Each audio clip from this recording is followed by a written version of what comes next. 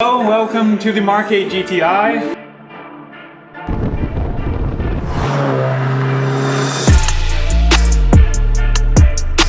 The Mk8 Golf GTI is no surprise. You can go and buy one right now in Europe, and they have just hit the beautiful shores of South Africa. But here in the USA, they are not available to purchase until the fourth quarter of 2021. So why is this car here in my workshop in Pennsylvania, USA? And why have I made it into, well, an homage to BBS and all things awesome Volkswagen modifications? Stay tuned while we go all over the Mk8 Golf GTI.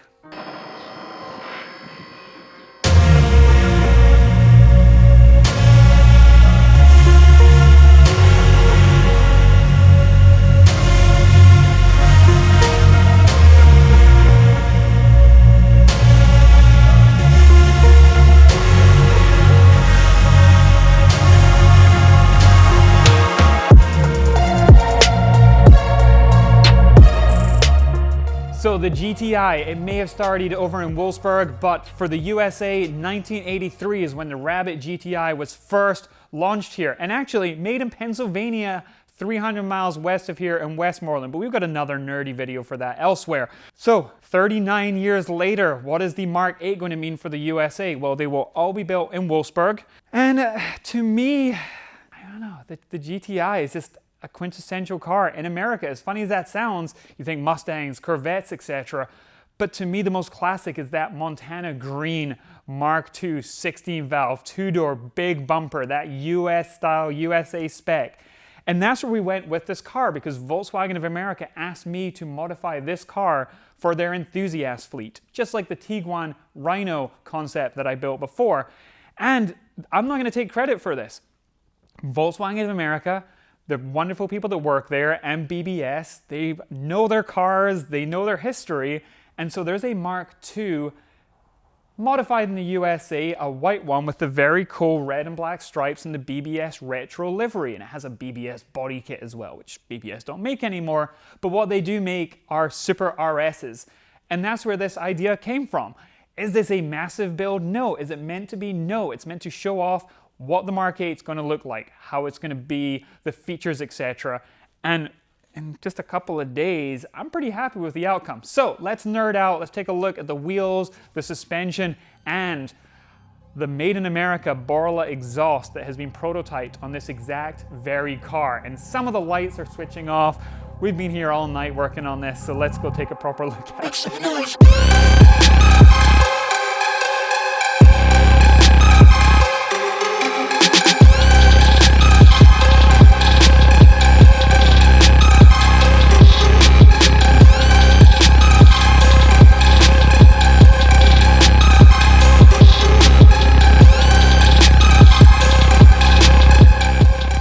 As you know, I'm a big wheel collector, a big BBS collector, so we did go with the Super RSs. Is it a boring choice? I would say a classic choice, thank you very much. 19 by 9 inch, nice friendly offset, I'll put that down in the comments. 5 by 112, they are two-piece, not three-piece. The old RSs were three-piece, this is two-piece, made in Japan because that's where BBS forged wheels are mainly made. Still the same RS style waffle, hex, everything else there. They are mounted onto Delinte D7s, which are 235 19s, and this exact size and model of Delinte are the ones that I drove across all of South America. Gravel, potholes, everything. So I've 20,000 kilometers driving on this exact tire size and model. How do we get it this low? Well, H&R already produce a set of coilovers for the Mk8, and they ship those out, and the rear fitment is completely factory on the standard setup from H&R. However, I wanted to add camber adjustment. I wanted to just go a little bit lower, so this is the H&R deep on the front with those camber plates. So the front setup is a little bit more of a custom mix for what I wanted. Thanks to H&R for allowing me to kind of build my own thing for it. But you can buy the deep setup front and rear from them with that camber plate. Moving on with BBS, side stripes going back to the retro stripes. I have to give a big thank you to Brock. You can find him on Instagram. There's a link down below to his profile. He has the BBS Mark II with the body kit, and he went out to his garage and helped measure and set this up. I then tweaked it so that Klaus over in Wolfsburg is happy that I matched the body lines, the swage lines. The Mark II has the swage line right across there that his followed. I moved it up to where the body line is there. One thing that we are probably not going to get that this car has is the Euro taillights. Sorry. US requirements, even though these are brighter than the US requirements, there's a certain amount of square footage or square inches or whatever, and the Euro lights don't make it. So just kind of ignore this a wee bit. Staying on the back of the car, one of the things that is making me nerd out most on this is the exhaust system.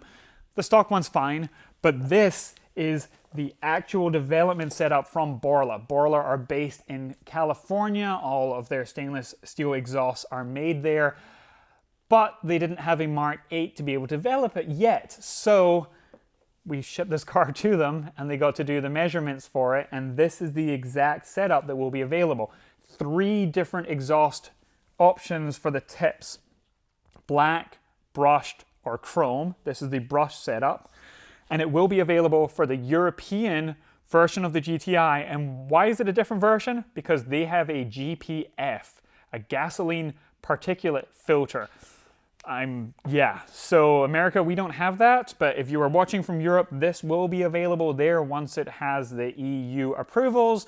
And if you're watching in America, Canada, etc., or if you want the US version anywhere else in the rest of the world, this will be available when the Mark 8 launches in the USA, which makes me really, really happy. Otherwise, on the rear, it's pretty much exactly the same as we're going to get. Do you want to talk about the spacing? So people are annoyed because the T is not centered there, but the badge is centered overall. I feel like either way, it kind of messes with me a little bit because I want the T, but then it makes perfect sense once you see it. Answer in the comments below if you think that I am nuts or if it's a big deal or not a big deal. I'm going to say it's not a big deal. I did also think about just moving it over there, but again, Klaus and Wolfsburg will probably leave me an angry comment if I do that. So anyway, moving on. Speaking of the comment section, well, I know what you're going to be yelling. Sound clip, sound clip. Fine, here we go.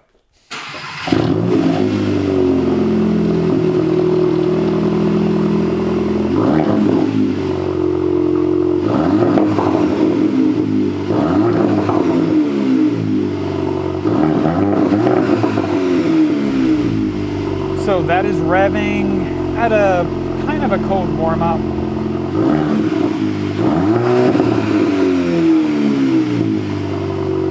Stationary, the car won't let you go over 3,500 RPM.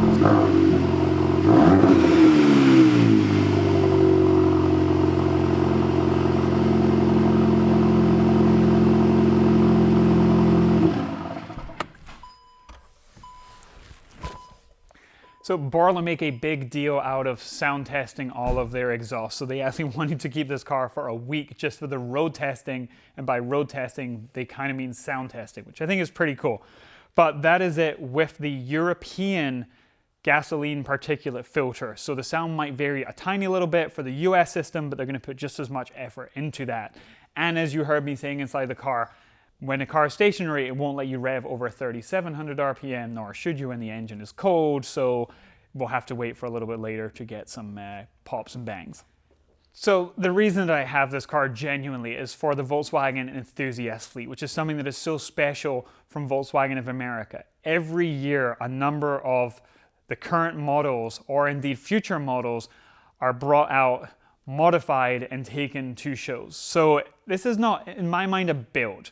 We didn't modify the engine, we didn't swap the interior or things, but it's not really for that. This is just an idea, a quick visualization of what a lowered or an homage car might look like, and hopefully you can go forth and be a tiny little bit inspired, or if you're in the USA, if you come out to the events such as the Alpine Volks Fair in Helen, Georgia, where this one will be unveiled next Friday, you get to see it, look at it, photograph it, maybe sit in it, depending on regulations. They're letting people sit in the pre-production one. I don't even know. But that's the point of it. And a lot of other manufacturers, in fact, Volkswagen and other countries don't do that. They don't really support the grassroots enthusiast events that mean so much to me and tens of thousands of other enthusiasts all across the United States and indeed across the world. So I have to give a big thank you to Volkswagen and really big props for, well, letting me put coilovers and wheels and things on this car, but also for letting us experience them.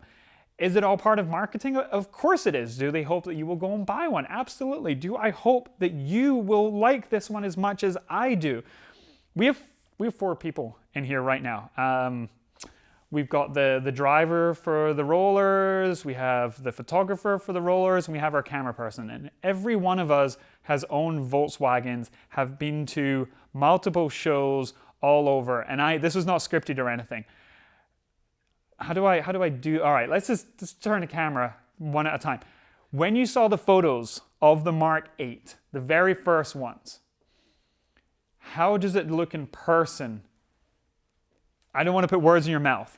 In my mind, the proportions look way more Golf GTI than in person than it did in the photos. Yeah, I think it's a great progression of the lineage of the GTI. That was way too corporate of an answer. Dude, I'm looking for the like, damn, yeah, it looks real good in person. And yeah, in photos at the beginning, I was like, what the because we had this talk, like genuinely, not to like call anyone out. We're all like, yeah, the first photos, like the way the light came up and stuff. And in fact, if you turn the camera around on yourself, what did you drive here today? I drove here in a Mk8R, and I'm going to be honest, when I first saw some of the photos coming out of the GTI, I was totally not a fan. So now that I've actually seen it in person, it's actually, I would say, way better than the Mk7, and in my opinion, the Mk7.5 as well. And for me, the Mk7.5, I've driven them on the Nürburgring. It's my favorite brag. It's not even a humble brag, it's just a brag. I've driven the Mk7.5 GTI Rabbit Edition on the Nürburgring. I've driven so many of them. I love them. I do think, there was an old advert, which GTI generation was the best. Everyone thinks it was the best. They were right. They were always the best. When the Rabbit GTI came out, it set the standard and it was the best one. Then the Mk2 8-valve came out and it was better. And then the 16-valve came out and everyone got more and more updated. And now I think this is the next big step. It has taken everything that was great, the platform, the dynamics, everything of the 7.5, and it's just taken it 6 years of design, 6 years of engineering into the future. And genuinely, if you go out to the show or if you're looking at this, I hope that you can now start to see what we are seeing with the body lines, with genuinely, the headlights when they came out. I was like, I have to reserve judgment. Now I just think it looks awesome. And as our camera person is saying, he literally owns a 7R, the pinnacle of the 7s. And yeah, this is newer. This is, I don't want to say better, but it's newer and it is better. I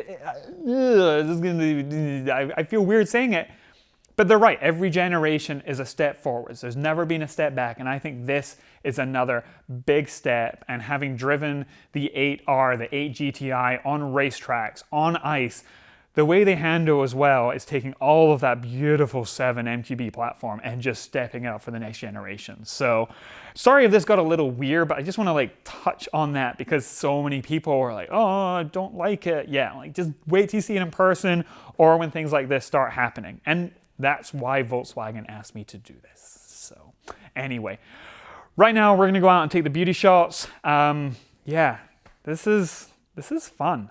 Like, I only had 3 days to do all of this, and it's not a lot, but still on a new car, a new fitment, it's always a bit weird, and I'm feeling very tired, and I probably have bags under my eyes, but I wouldn't change it for the world. So thank you, Volkswagen. Thank you all for, yeah, being interested in this and following along. Anyway, let's just go drive this thing. Yeah.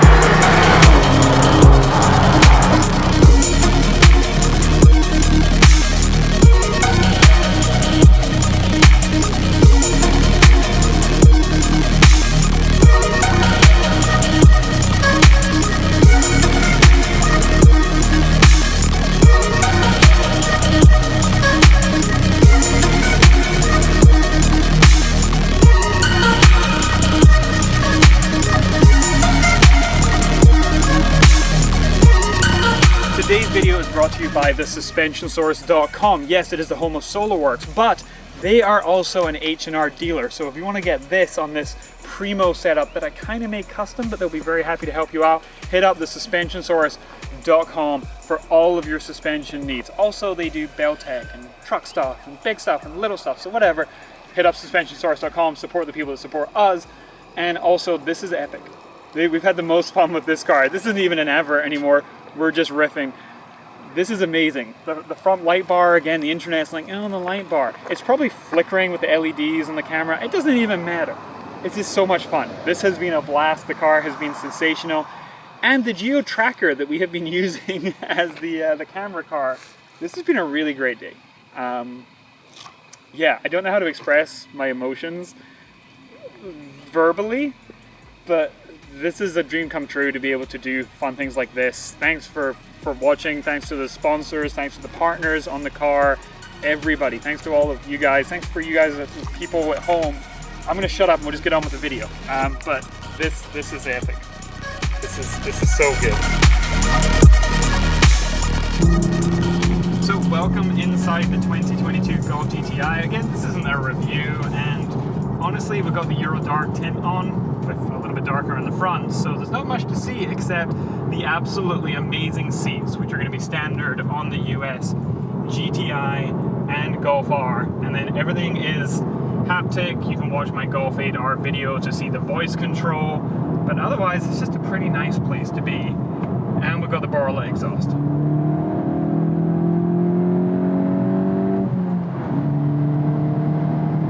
Make the Borla make Borla sounds.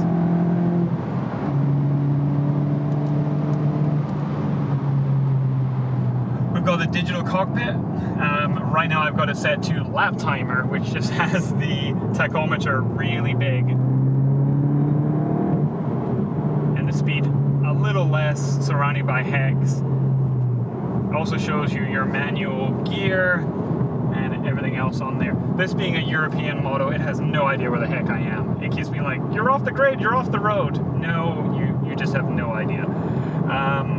Yeah, otherwise, again, watch the Golf 8 video, but haptic touch button works really great. In fact, touch button on the interior light, you just tap it and it dims, which is amazing. That is a huge upgrade compared to the old switches, especially on some of the cars that weren't backlit.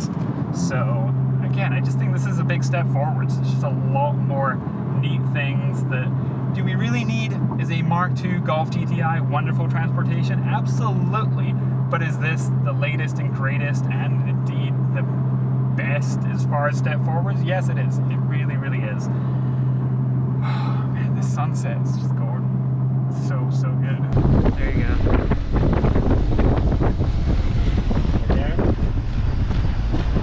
Yeah, keep it there.